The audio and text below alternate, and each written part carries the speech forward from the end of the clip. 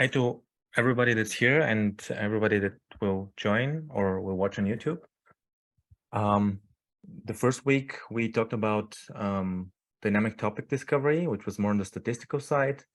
The week after that, we talked with Shanshan about the legal justice system and NLP.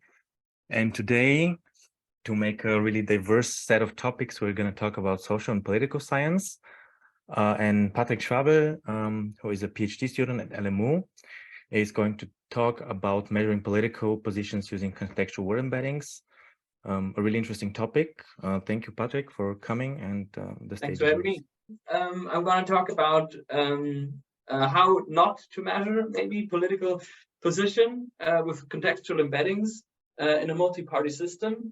And I like the ads a lot that went on Twitter, and they said, "I'm going to tell you how it was replaced." So how this method replaced the hand coding that humans did in the last decades in the social sciences. Unfortunately, Munich NLP overpromised a bit, but that's all right.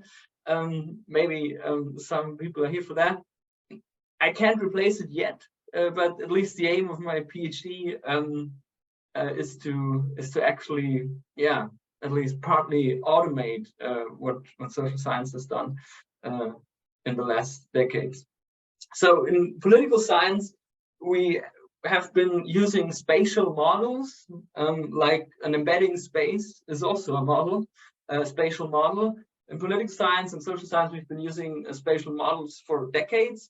The first you'd usually think of here is Anthony Downs. He's a famous political scientist who first came up with this left-right scale and left politics, right politics. And what you here see is a paper from 2003, Lever and Hunt first used automated word scores, basically word frequencies, to scale parties in the UK, in this case, on a left-right social and economic scale. Then they correlated this with expert surveys, and what turned out that this works quite all right for such core scales like social and economic left-right. There's a lot of other axes I could talk about, like different cleavages, countryside versus city diversions in societies, or other social axes. But a more sophisticated way, but not automated one, is the comparative manifesto project, which actually not went a step back, but tried to solve the problem with a lot of human workforce. So they tried to code party manifesto. They didn't try, they actually succeeded in doing so. They code a lot of party manifestos, so only one kind of text sort, on 45 different issue scales. So for instance, as you can see here, free market economy, market regulations and so on, or environmental protection. And what they do is they use a lot of student assistants, or they code it themselves. But of course, this needs human coding. And my question in my PhD now is, how can I use, or how can we use AI methods, or like word embeddings, to get fine-grained political position scales, like the comparative manifesto does, and still not employ this amount of human workforce? And how can we do this and still get valid political positions that are as valid as if humans coded them, or maybe even more valid? And of course, I would like this to scale to other text sorts of political life, because it doesn't end at manifestos. They only do manifestos because they don't have the workforce to code more. There's legal text, parliament protocols, news articles, and of course social media data these days. And a scalable method would also be applicable to all these text sorts. And of course, if you don't know how to proceed in your research these days, at least in the last half year, you ask ChatGPT. And to be sure, it was my idea, but at the time, at least half a year ago, I was quite astonished that how accurate ChatGPT answered my question. What it basically says, as you might guess, probably, it says, okay, just embed the words you're interested in. For instance, like conservative, liberal, or socialist. So that is basically the political parties or the political directions you're interested in, and relate this in embedding space with small government or conservative, or small government or high taxes, which is basically the issue axis, so to say, in the embedding space. And then look and see how these words relate to each other, calculate cosine distance or something like that. So this is what it looks like, what I specifically did. This is based on a paper by Kaliskin et al., and it's called the Word Embedding Association Test. And again, it's basically calculating cosine distances between groups of words or between embedded texts. I used the speeches from the Greens and the AfD from the legislative period of 2017 to 2021, and I looked for, or I related them to a subspace in embedding space that I intended to be the subspace that deals with climate change. So how do parties, what is parties' stance towards the issue of climate change? To span the subspace, which is in 2D space a axis, I used two dictionaries or groups of seed words, and one group of seed words is to indicate that a party or position is counter stricter climate change measures. For instance, climate hysteria, climate mania, of course it was all in German. And the other end of the axis is indicated by words like climate justice or climate catastrophe. So indicating that climate change is serious and that we should do something about it. I started off with training a simple word-to-vec model on 30,000 speeches, as I already said. Then I doc-to-vec embedded all members of parliament of the German Bundestag and all 6 factions. This resulted in about 57,000 embeddings. Most of them were token embeddings. Then I used the TensorFlow embedding projector to look into this a bit. And actually, in this tool, the embedding projector, you can craft your own axis. You can PCA your embeddings, you can TSNE them. You can also use custom word dictionaries, as I just showed, to craft a custom axis in space and relate, like politicians, as you see here, or embedded parties towards this axis. And then you can re-export it and plot it. And when I first saw this plot, I was like, oh, nice. This kind of works because, as you see, I used 2 axes in this case, one climate axis, and to make it prettier when plotting, because 2 axes are prettier to plot, I used the left-right axis as well, indicated by some more seed words. And as you see, it separates the parties of the Greens and the AfD rather well. The right top quadrant here would indicate that a politician, in this case, the plotted politicians, is pro-stricter climate change measures and is a rather leftist politician. And yeah, if you're familiar with German politics, the most left politician, so to say, is Anton Hofreiter, Angry Tony, as we call him in Bavaria.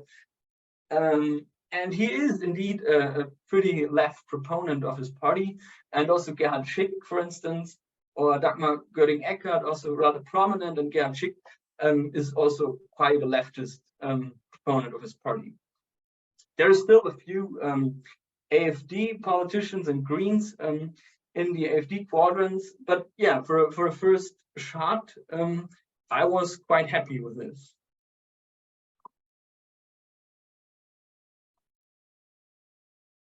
Yeah, so this is how it works for the AFD for two parties that are most distinct. This is like I acted like the German party system was a two-party system, and all of these methods actually work quite well if you have a quite polarized party system, and if you have only a two-party system or a three-party system. So this has been done for the US with word-to-vec, and it's also been done for other two-party systems. And of course, we can all know that the US is quite polarized at the moment, their party system. And this is how it works if you do it for two parties in a multi-party system that are not the most distinct in this party system. This is the Union, center-right party in the German party system, and the Social Democrats, which is a center-left party in the German party system. As you see, they mingle, they mix, and yeah, one could argue that they have been governing for like 20 years together and that they have grown alike. But nonetheless, the Comparative Manifesto project and their coders can code their texts in a way that you can differentiate these two parties. And at the end of the day, they are two different parties. So any automated method should be able to distinguish their politicians as well. And again, I didn't know what to do about this. I had a few ideas. I had a few papers in mind. And ChatGPT couldn't help here a lot. What it basically says is do the same what you just did with static embeddings and use contextualized embeddings, which doesn't make a lot of sense because this would mean that you just take the context mean contextualized embeddings and apply the same method again. But what I actually wanted to do was to use every contextual embedding of every occurrence of a word of interest to apply my method. I just show everything here. And what I then did is I went from doc to vec embedded parties to party mentions in the text, in the speeches. And I did every pairwise comparison of these mentions with every seed word that was to indicate my climate axis. And I calculated, or I intended to calculate, all the pairwise comparisons and look at their cosine distances or their angles, their cosine similarities and their angles. And I was hoping for a distribution that was to look something like this. So this is not an empirical distribution. This is just what I hoped would result in this or from this. This is just how I trained the transformer, the contextualized embeddings. Basically, I used a pre-trained BERT and got all the Bundestag, the parliament speeches, and then ran the transformer for a few more epochs, 3 more epochs, and then used those embeddings, those domain adapted. How do you, from this, now know if you have a good axis, a good climate axis, so to say? Because if you have static embeddings and you have a bunch of words, the axis in embedding space, if you think about it 3-dimensionally, can wobble too much, especially if you have only 2 words. There's only 2 words, and there's only one way to connect the 2 words. The method to evaluate the goodness or fit of this axis in contextualized embedding space, I took from a paper that was looking at gender bias in contextualized embeddings, and they spanned a he-she axis in contextual embedding space, and of all the occurrences in their text, in their data, they looked at again the angles between the he or pairwise comparisons and plotted the degrees of these pairwise comparisons. And if the standard deviation of these pairwise comparisons is small, they said it's a coherent, or you can intuitively also say or think that it's a coherent axis in embedding space, or a coherent subspace. And as you can see, they had it didn't wobble too much, and they had a coherent axis, and also the results, which we'll see on the next slide, or in the one after that, was actually quite coherent, and you could produce good results with that. As you can see, my climate axis with all these words isn't even anywhere near this. The angles range from 0 to 50 and basically all over the show. So I thought, well, maybe I just have too many words. I have two sets of seed words to span my axis. Maybe I should boil this down a little.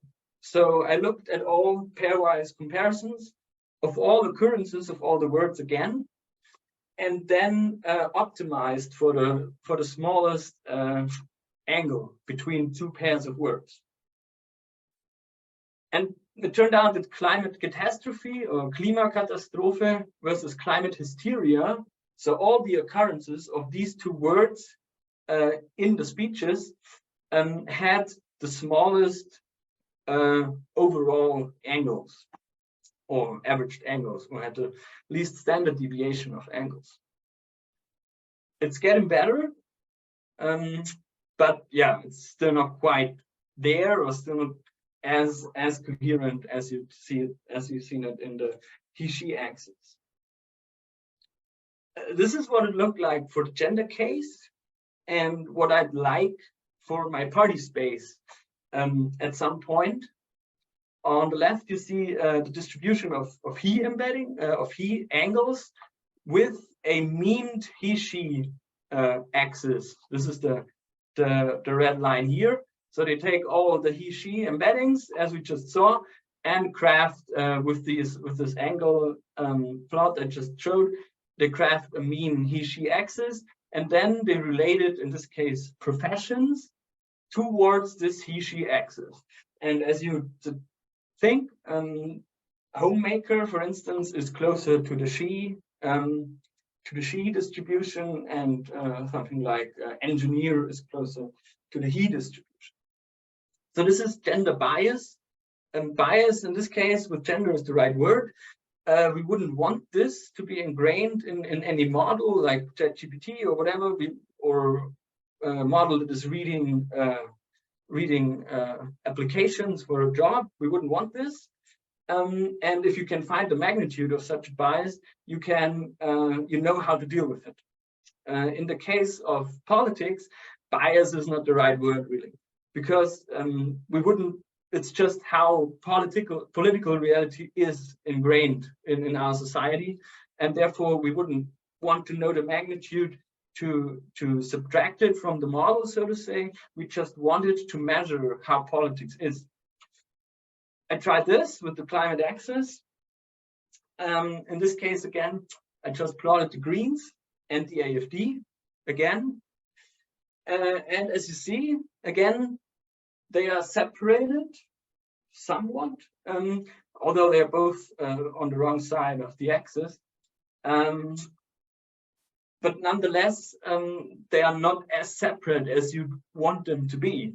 Because if you see, if you insert again Union and Social Democrats, the Social Democrats basically overlap with the AFD, and the Union kind of overlaps with the Greens. So yeah, not yet quite there, as I already mentioned. But why now use contextual embeddings if they basically produce the same results, or at least as noisy as you've seen with the politicians above, where I plotted the static embeddings? The reason is that in the paper I took the method from, so the gender paper, they say that they noticed that the gulf between the various occupation distributions grows larger as model size increases. So this is what we would want for the political model, but not the gender, or for the gender bias. The larger the model grows, the more gender bias it ingrains, but the more nuanced and fine-grained it also is able to get to know, so to say, the political nuances between parties and actors. And this is what I want. So bigger models capture more nuances of human language, as we know, but also are more biased regarding the gender act. But they might also be able to capture more intricate differences between political positions. I find it always a bit tiring that at the end of any machine learning or NLP talk, there's a call for bigger models or more data. But in my case, I say, yeah, I would want to have more data and a bigger model to capture these nuances better. But I do not want to end with this call. What I think are to-dos for me now to get better results or to improve on this is try to incorporate some more domain knowledge. I'm a political scientist as a bachelor's training and more of some sort of computer scientist by master's, but more domain knowledge on political positions, how they come to be and how they can be understood theoretically might probably improve results here, especially when crafting the dictionaries or the seed words that are to span the axis. Scrape and gather more politically relevant data. This might be texts where politicians are more outright. Unfortunately, parliament debates are already kind of the most outright, so politicians are pretty frank what they say there. I think that social media is maybe something where politicians are even more frank and more outright, and maybe there is more nuances there that can be captured by the model. But one would have to compare the different texts where the model was trained on and see how it performs. Then there's of course resource constraints. So my domain adaptation took like 4 days on the GPU we have available at my university, and scraping all this data or using all the speeches from Bundestag would probably take even longer. So it's either buy more compute or wait longer. I have still 4 years left in my PhD, so I have quite a bit of time. But at some point, as always, you reach a point where you can trade off compute versus waiting time. What I'm especially keen about is standardizing this dictionary development and incorporating the human in the loop, so to say, in this process, the domain knowledge of social scientists who know a lot about a certain political issue, how politicians talk about it, and then might even be better able to craft dictionaries or seed word groups that are to span an axis, an embedding space. Then validate.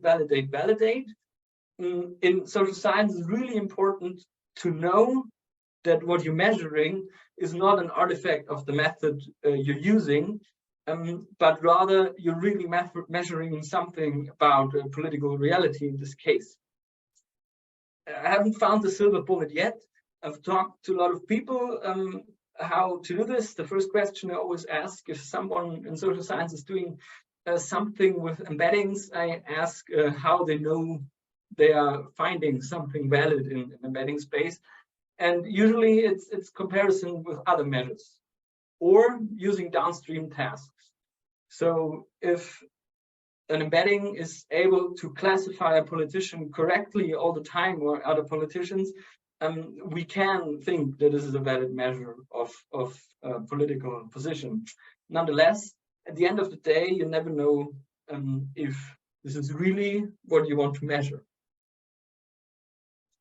Then there's tokenization issues I'm dealing with right now. So Klimawahn and Klimagerechtigkeit might be easier if you domain adapt in a different way to introduce those tokens specifically in the foundational vocabulary of the model. But this is more a technical thing, and yeah, not too much effort to do that, and I'm not quite sure how much difference it make. Don't use the party mentions as I did in the contextualized model, but rather embed party speeches like I did with the doc2vec above. There is transformers who can deal with longer speeches or with longer text, like long form or big bird, but they are more for paragraph-like or page-like lengths of text. And to embed all the speeches of one legislative period of one party, we're talking about like hundreds of pages, and I'm not quite sure yet, and I'm wondering if it's really making a lot of sense to embed all of this in a 1,000-dimensional vector, because can this 1,000 dimensions or 768 dimensions really capture the gist of all of what is in there? Yeah, and you can always try other models or train for longer. This is probably iterating a lot in the next steps. And then you'd have to think about how you can condense the distribution I've shown you back to a measurement or into a single best measurement to actually apply them in social science research. Or you say, okay, we're not using single value measures anymore to do our research, but rather distributions of political positions that represent this political position. But then you'd have to use, again, different methods to, for instance, make comparisons between parties. Think about Kullback-Leibler divergence, which compares distributions. But yeah, this is not so much established in social science. All other projects like the Comparative Manifesto project, they work with single value measures. I've been in contact with the gender bias paper authors, and in their case, this was a really tidy environment and a real clean data set, because they were looking for the bias, the gender bias in the model, so they could craft a tidy environment. But I'm looking for political bias, which is the wrong word. I'm looking for political positions in a real world setting. So I'm not so much looking for the political positions ingrained in the model, but more in the real world. And therefore, I cannot really craft this sort of clean experimental environment. I can clean up the data set and the environment a bit, but it's never going to get as tidy as the method, or as the case where I took the method from. So that's my to-dos. And it was basically my talk. I'm happy to any suggestions or to any questions.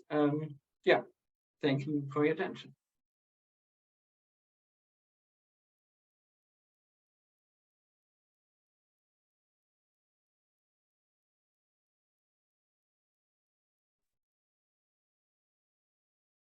We don't hear you, Martin. Thank you so much for the talk. It was very interesting. If anyone has any questions, they can ask them or unmute themselves. Just put it in chat.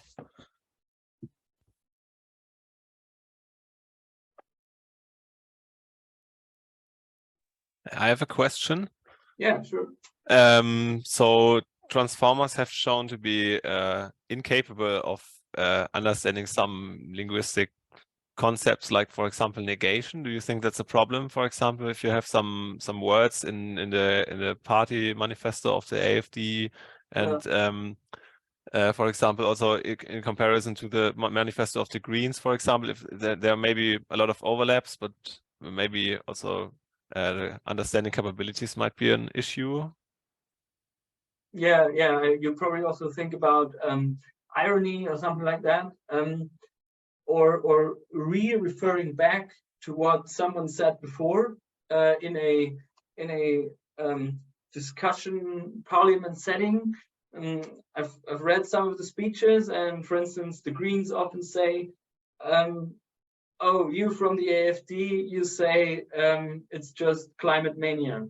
But then the Greens are using this vocabulary that they actually attribute to the AfD. And it's the same with negation. The Greens say climate mania is a stupid concept. It's not true, and climate change is real and whatnot. This is a problem, and this is about cleaning and crafting a cleaner environment. But then at the end of the day, I'd like social scientists or other scientists to use the method, and therefore I'd like it to be a little more as parsimonious as possible, or as easy to apply as possible, which means that I don't want people to invest too much cleaning effort before using the method. So there's again a trade-off. How difficult do you want the method to be to apply, and how powerful do you want the results to be?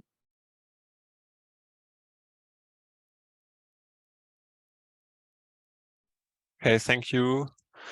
And something which just came to my mind, do you think it might be possible to use some contrastive methods to, I mean, since we already know that some parties are very different from each other, or to induce or introduce the knowledge about different political parties so that embeddings are also differently aligned? What do you know by contrastive methods in this context? What do you mean? Sorry. Yeah, sometimes there are these anchor points, and something like this, for example, and including this prior knowledge that basically, for example, the AfD and the Greens are on the opposite spectrums on some of the axes. Yeah, that's an interesting idea. I think I've read it somewhere, but gotten a bit out of my gaze. But yeah, that's again would introduce a human in the loop to say, okay, here's the anchor point. This is how roughly the AfD Greens axis should look like, or how the climate axis should look like. Yeah, certainly that would be an idea to make the axis you're looking for less wobbly, so to say.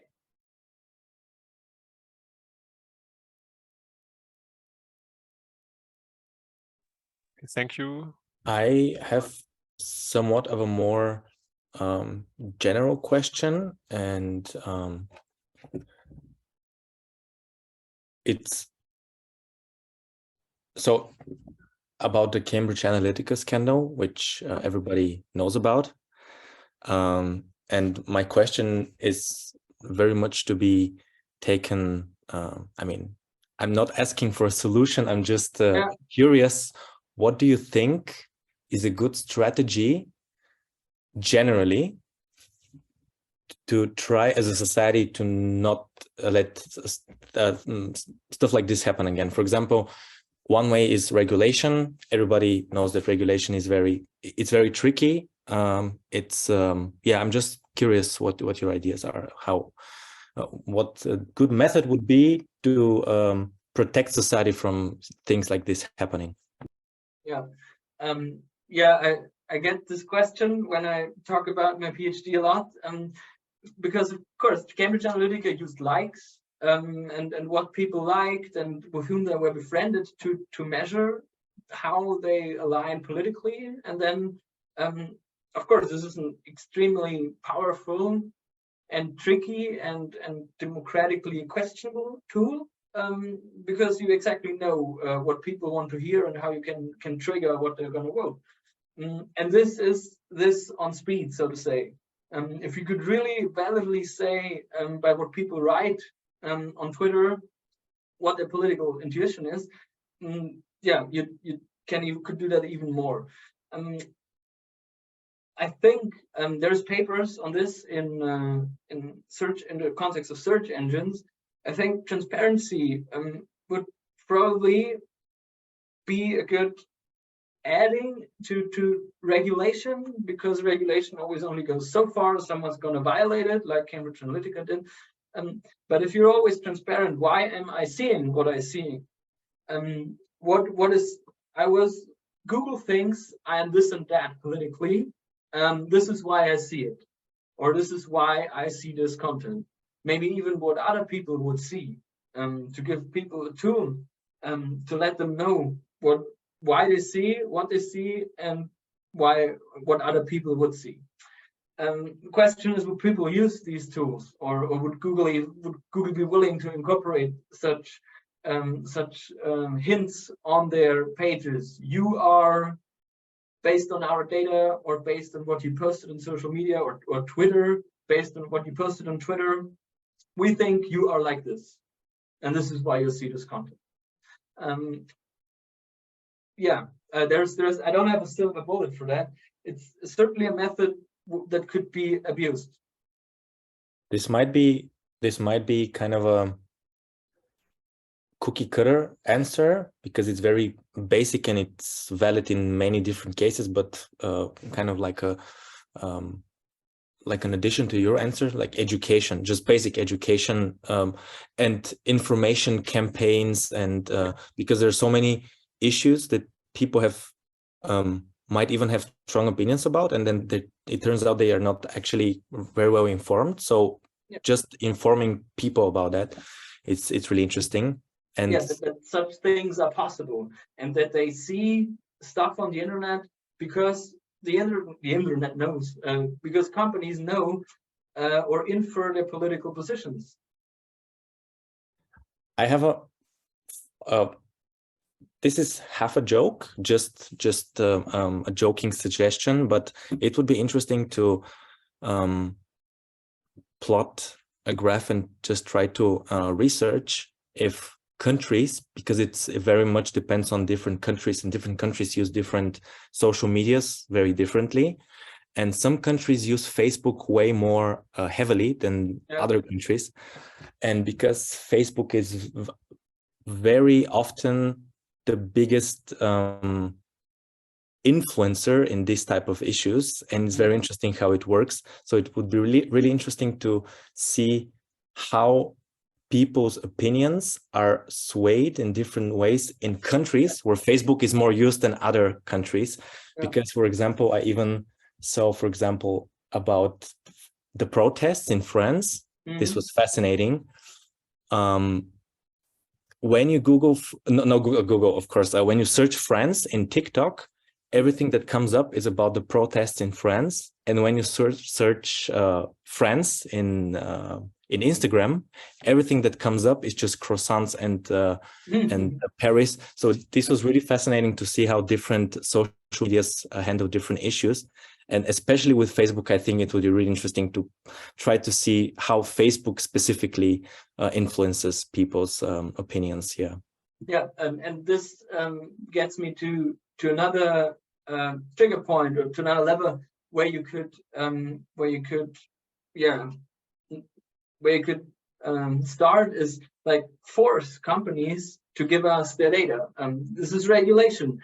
To make it mandatory. I mean, in Germany, or in the EU, there's always this right to get to know everything they have about you, but it's always hard for researchers to get people to donate, for instance, their data so that we can analyze it.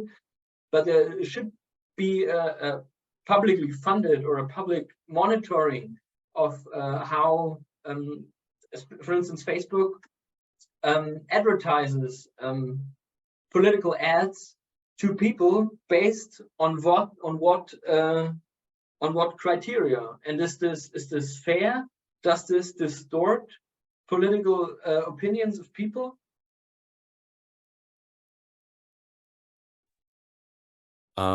If nobody else has any questions, I would like to ask something else we usually ask people. It's if you have maybe an interesting paper or even article or something that you read recently. If you have something in mind, just something that personally interested you in the last, I don't know, few weeks or days. Yeah, first of all, I can think about the bias paper that I quoted and that I can share with you. There's one that I started reading today, actually, a social science paper where they say that they're trying to get such contextualized embeddings and trying to measure political positions or other social science constructs from it without the need for a lot of data and a lot of computational power, which I find quite interesting as well. But I haven't read it entirely yet. I can share it with you. Give me a sec.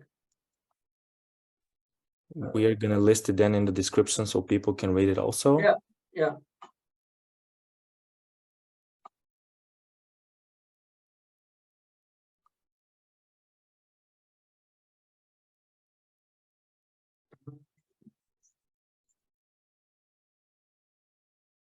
So that's the social science one, the second one.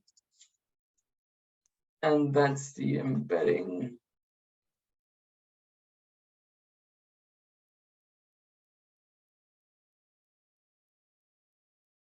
Is that the right link? Yeah. All right. Thank you.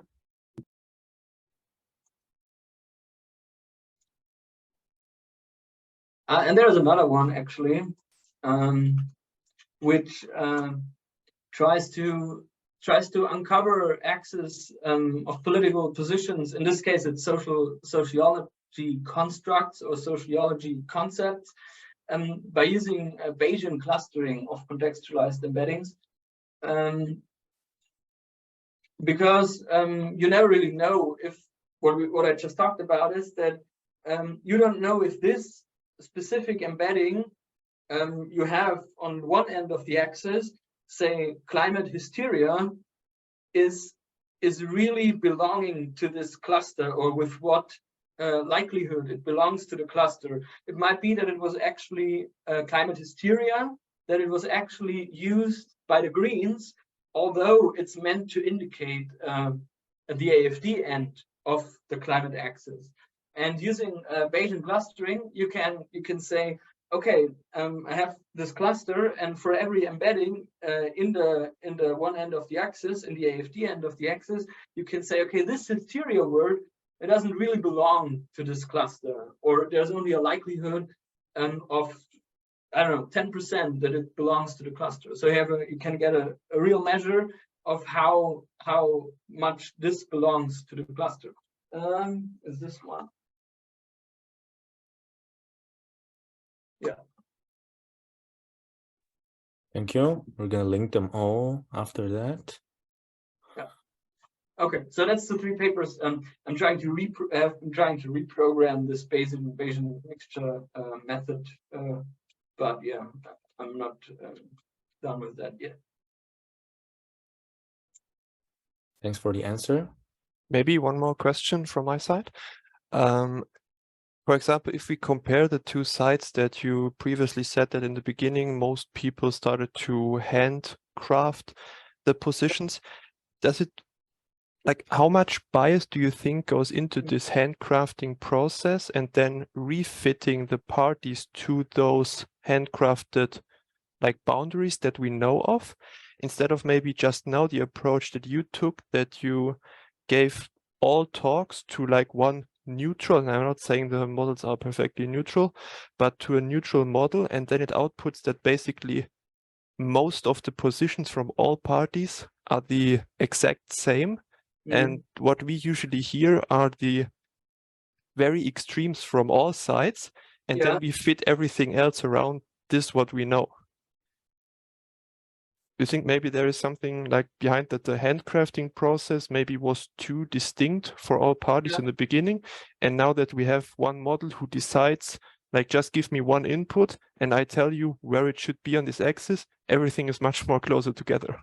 You mean that humans might be that human coders might use the knowledge about a party and actually code the right parties more right for the same sentence as a left party would say, because they know they're a right party. Yes, that's one point, but also the point that we set the boundaries to be like, we know this is the spectrum, and we draw the spectrum to all sides, to all 4 sides, for example, but maybe the spectrum is much closer together, and because all the views from most parties in the current spectrum are much closer together. But if we were to decide where to put one party, we would always like to put, this party is not, they can't be this close together, so we have to put them further apart. Yeah, that is also, I think, a matter of validation and of populating the embedding space with parties. So if you say you use all of Europe, all of European manifestos, and embed them in this space with the method I just talked about, then you can, at least with face validity, say, okay, the spacing between these parties does make sense, and the more populous the space is, the less blank room there is, the better you will be able to say, okay, this makes sense or doesn't. Is that what you're trying to get at? I'm not quite sure. I know it's one part. It's one part. The other part was more that, for example, if just the model decides where a party should be based on some statements, and it doesn't have outside information regarding anything else, a human always has outside information from all other sources when it places a party somewhere else. So maybe the model is more truthful, but in very large quotes, in very big quotes, because it only knows the pre-training data set, which of course might also be biased, but it doesn't have outside information at the time of classification. Yeah, that's almost a philosophical question. Is it more truthful if you have human general knowledge about the world, or is it more truthful if you're only trained, if the model is, or is the model more truthful? It's only trained with what I wanted to know. Okay, yes. Yeah, I can't really answer that. Okay.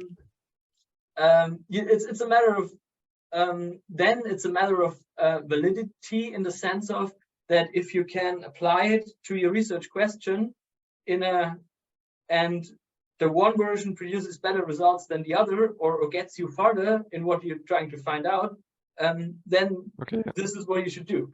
And what I'm trying to craft is a method that gets social scientists farther with their questions, and maybe quicker than what human coding does. And and then we could say, okay, at least for getting human social scientists farther, the method of not having all the human knowledge that's probably not completely relevant for estimating political positions, then is the better way. Okay, yeah. I think it was.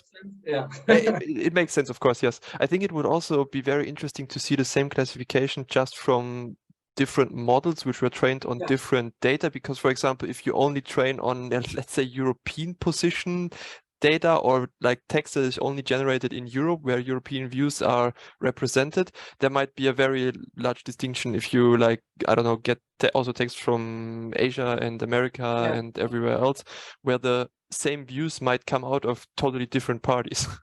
Yeah, because there is a general shift in positions. I think where you can learn a lot is now iterate. Iterate over data sets, over countries, and over models. Maybe over pre-training versions. That's on my to-do list, to compare different outcomes of different combinations of hyperparameters, or what do you like to call it.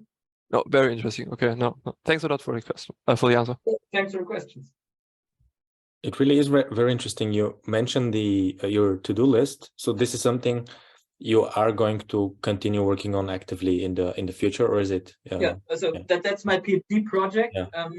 My supervisor hopes that I'm going to continue, and I also have every intention to continue on this in the next 4 years. And at the end, hopefully, and in my dreams, there is like a a Python library for social scientists, or at least a GitHub, where they can go and say, okay, I know a lot about migration. I'm studying migration, and I have a question about migration, and I have a lot of text data, and I know pretty well which groups of words define the migration axis I'm interested in, and I have political actors or any text that I would want to relate to this axis that I already know quite well how to define.